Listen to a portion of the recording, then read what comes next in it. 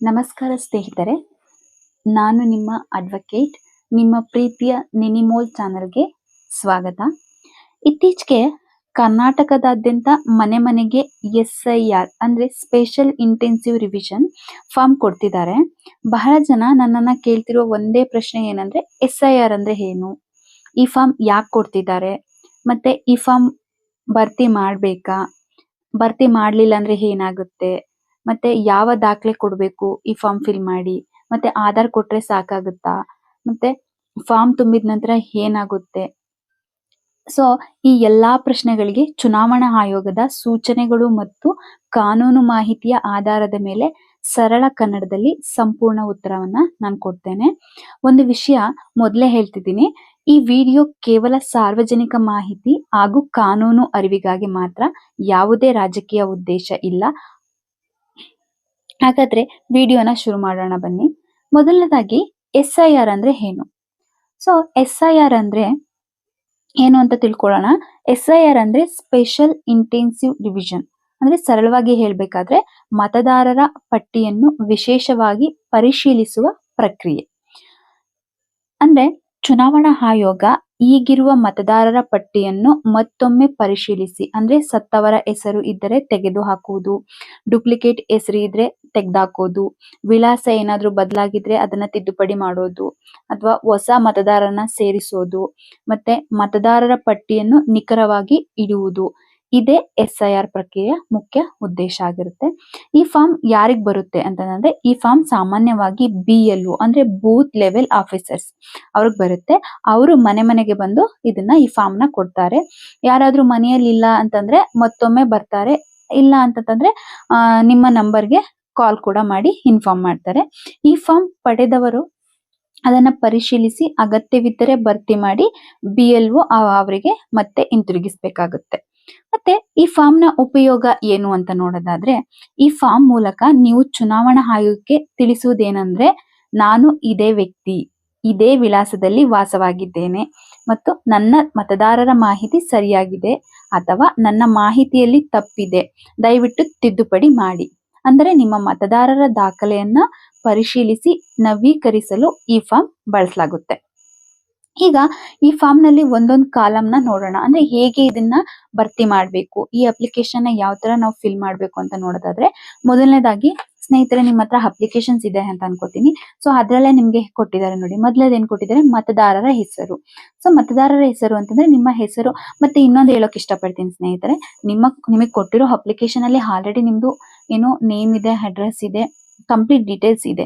So ಅದೇನಾದ್ರೂ correct ಆಗಿದ್ರೆ ನೀವು ಅದನ್ನೇ ಹಾಕ್ಬೋದು. ಇನ್ ಕೇಸ್ ಏನಾದ್ರು ಚೇಂಜಸ್ ಇದ್ರೆ ಚೇಂಜ್ ಮಾಡ್ಬೇಕಾಗುತ್ತೆ. ಸೊ ಮೊದ್ಲು ಹೇಗ್ ಫಿಲ್ ಮಾಡೋದು ಅಂತ ನೋಡ್ಕೊಳ್ಳೋಣ.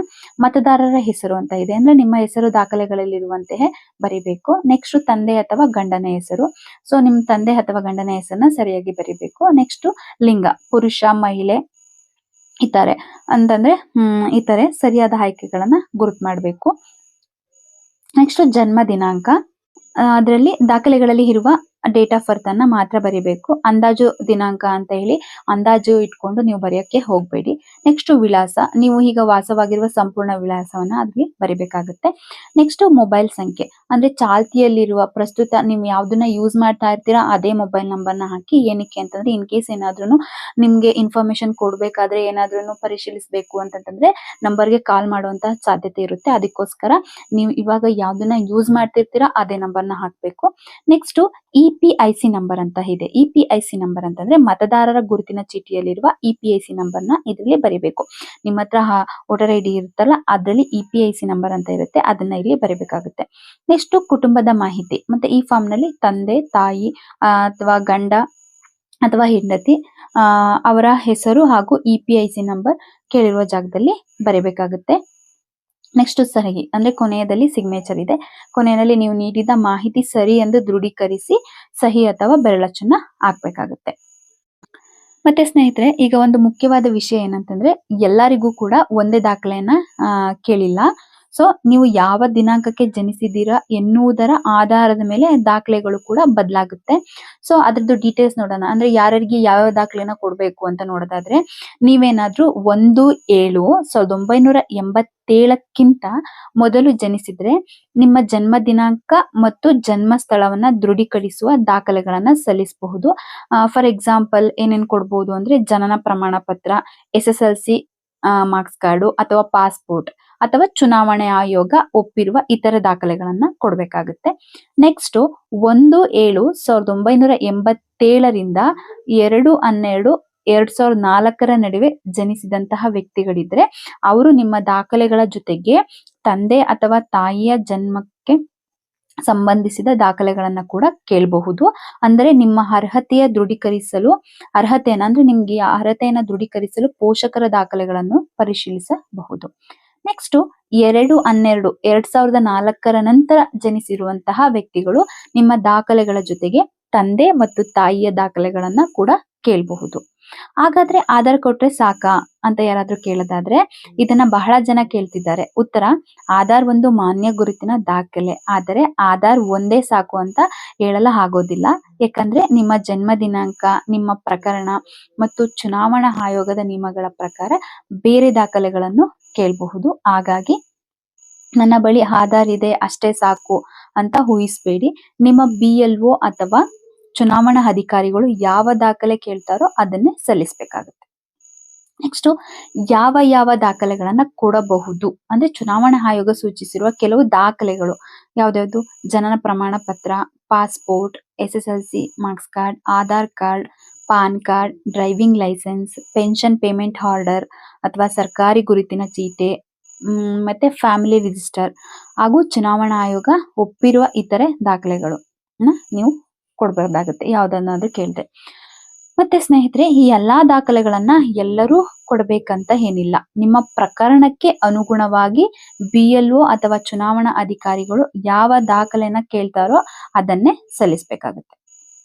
ಮತ್ತೆ ಸ್ನೇಹಿತರೆ, ನೆಕ್ಸ್ಟ್ ಫಾರ್ಮ್ ತುಂಬಿದ ನಂತರ ಏನ್ ಮಾಡ್ಬೇಕು? ಸೊ ಫಾರ್ಮ್ ಅನ್ನ ಮತ್ತೊಮ್ಮೆ ಚೆಕ್ ಮಾಡಿ ತಪ್ಪಿಲ್ಲ ಅಂತ ಏನಾದ್ರೂ ನಿಮ್ಗೆ ಖಚಿತಪಡಿಸ್ಕೊಳ್ಬೇಕು. ಸೊ ನಂತರ BLO ಅವರಿಗೆ ಕೊಡ್ಬೇಕಾಗತ್ತೆ ಅಥವಾ ಚುನಾವಣಾ ಆಯೋಗ ಸೂಚಿಸಿರುವ ವಿಧಾನದಲ್ಲಿ ನೀವು ಇದನ್ನ ಸಲ್ಲಿಸಬೇಕಾಗುತ್ತೆ. ನಂತರ ನೀವು ಸಲ್ಲಿಸಿದ ಮೇಲೆ ನಂತರ ಏನಾಗುತ್ತೆ ಅಂತ ನೋಡೋದಾದ್ರೆ, ಫಾರ್ಮ್ ಸಲ್ಲಿಸಿದ ನಂತರ BLO ಅಥವಾ ಚುನಾವಣಾ ಅಧಿಕಾರಿಗಳು ನೀವು ಕೊಟ್ಟ ಮಾಹಿತಿಯನ್ನ ಪರಿಶೀಲಿಸ್ತಾರೆ. ಅಗತ್ಯವಿದ್ದರೆ ಮತ್ತೆ ಮನೆಗೆ ಭೇಟಿ ನೀಡಬಹುದು. ಏನಾದ್ರೂ ಇನ್ಫಾರ್ಮೇಶನ್ ಅವ್ರಿಗೆ ಕರೆಕ್ಟ್ ಅನ್ಸಿಲ್ಲ ಅಂತಂದ್ರೆ ಮತ್ತೆ ಕೂಡ ಮನೆಗೆ ಬಂದು ಬೇಕಾದ್ರೆ ಕೇಳಬಹುದು. ಹೆಚ್ಚುವರಿ ದಾಖಲೆಗಳನ್ನ ಕೇಳಬಹುದು. ಎಲ್ಲವೂ ಸರಿಯಾಗಿದ್ದರೆ ನಿಮ್ಮ ಮಾಹಿತಿ ಮತದಾರರ ಪಟ್ಟಿಯಲ್ಲಿ ಮುಂದುವರಿಯುತ್ತದೆ. ಯಾವುದಾದರೂ ತಿದ್ದುಪಡಿ ಬೇಕಿದ್ದರೆ ಅದನ್ನ ನವೀಕರಿಸಲಾಗುತ್ತದೆ. ಮತ್ತೆ ಸ್ನೇಹಿತರೆ, ಒಂದು ಮುಖ್ಯ ಸಲಹೆ ಏನಂದ್ರೆ, ಫಾರ್ಮ್ ತುಂಬುವ ಮೊದಲು ಅದರ ಜೊತೆ ನೀಡಿರುವ ಸೂಚನಾ ಪತ್ರವನ್ನು ಒಮ್ಮೆ ಸಂಪೂರ್ಣವಾಗಿ ಓದಿ. ಊಹೆ ಮಾಡಿ ಯಾವುದೇ ಮಾಹಿತಿ ಬರೆಯಬೇಡಿ. ತಪ್ಪು ಮಾಹಿತಿ ಅಥವಾ ನಕಲಿ ದಾಖಲೆಗಳನ್ನ ಸಲ್ಲಿಸಕ್ ಹೋಗ್ಬೇಡಿ. ಯಾವುದೇ ಸಂದೇಹ ಇದ್ರೆ ನಿಮ್ಮ BLO ಅಥವಾ ERO ಅಥವಾ ಚುನಾವಣಾ ಅಧಿಕಾರಿಗಳನ್ನ ಸಂಪರ್ಕಿಸೋದು ಮುಖ್ಯ ಅಂತ ಹೇಳ್ತೀನಿ. ನೆಕ್ಸ್ಟ್ ಸ್ನೇಹಿತರೆ, ಚುನಾವಣಾ ಆಯೋಗದ ನಿಯಮಗಳು ಮತ್ತು ಮಾರ್ಗಸೂಚಿಗಳು ಕಾಲಕಾಲಕ್ಕೆ ಬದಲಾಗಬಹುದು. ಆದ್ರಿಂದ ನಿಮ್ಮ BLO ಅಥವಾ ಸಂಬಂಧಪಟ್ಟ ಚುನಾವಣಾ ಅಧಿಕಾರಿಗಳು ನೀಡುವ ಸೂಚನೆಗಳಿಗೆ ಮೊದಲ ಆದ್ಯತೆಯನ್ನ ನೀಡಬೇಕು ಅಂತ ಕೇಳ್ಕೊತೀನಿ.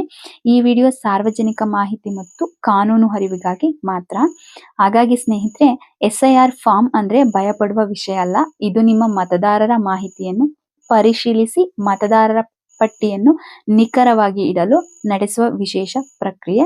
ಆದ್ದರಿಂದ ಫಾರ್ಮ್ ಅನ್ನ ಗಮನದಿಂದ ಓದಿ ಸರಿಯಾದ ಮಾಹಿತಿಯನ್ನು ಮಾತ್ರ ಭರ್ತಿ ಮಾಡಿ ಅಗತ್ಯ ದಾಖಲೆಗಳನ್ನ ಸಲ್ಲಿಸಿ ಸಮಯಕ್ಕೆ BLO ಅವರಿಗೆ ನೀಡಿ ಅಂತ ಹೇಳ್ತೀನಿ. ಈ ವಿಡಿಯೋ ನಿಮ್ಗೆ ಉಪಯೋಗವಾಗಿದ್ರೆ ಲೈಕ್ ಮಾಡಿ, ನಿಮ್ಮ ಸ್ನೇಹಿತರು ಮತ್ತು ಕುಟುಂಬದವರಿಗೂ ಶೇರ್ ಮಾಡಿ. ಮತ್ತೊಮ್ಮೆ ಮುಖ್ಯ ವಿಷಯ ಏನಂದ್ರೆ, ಈ SIR ಅಪ್ಲಿಕೇಶನ್ ಅನ್ನ line by line, column by column ನೈಜ ಉದಾಹರಣೆಯೊಂದಿಗೆ ಹೇಗೆ ಫಿಲ್ ಮಾಡಬೇಕು ಅನ್ನೋದರ ಸಂಪೂರ್ಣ ಪ್ರಾಕ್ಟಿಕಲ್ ವಿಡಿಯೋ ಏನಾದ್ರೂ ನಿಮ್ಗೆ ಬೇಕಿದ್ರೆ ಕಮೆಂಟ್ ನಲ್ಲಿ ಅಪ್ಲಿಕೇಶನ್ ಅಥವಾ ಪಾರ್ಟ್ 2 ಅಂತ ಕಡ್ಡಾಯವಾಗಿ ಬರೆಯಿರಿ. ಹೆಚ್ಚು ಜನ ಕಮೆಂಟ್ ಮಾಡಿದ್ರೆ ಮುಂದಿನ ವಿಡಿಯೋದಲ್ಲಿ ಇದೇ ಫಾರ್ಮ್ ಅನ್ನ ನನ್ನ ಕೈಯಿಂದ ತುಂಬಿ ಪ್ರತಿಯೊಂದು ಕಾಲಮ್ ಅನ್ನ ವಿವರವಾಗಿ ತೋರಿಸ್ತೀನಿ. ಇಂತಹ ಕಾನೂನು ಮತ್ತು ಸಾರ್ವಜನಿಕ ಮಾಹಿತಿ ವಿಡಿಯೋಗಳಿಗಾಗಿ ನಮ್ಮ ಚಾನೆಲ್ ಅನ್ನ ಸಬ್ಸ್ಕ್ರೈಬ್ ಮಾಡಿ ಮತ್ತು ಬೆಲ್ ಐಕಾನ್ ಒತ್ತುವುದನ್ನು ಮರಿಬೇಡಿ. ಧನ್ಯವಾದಗಳು.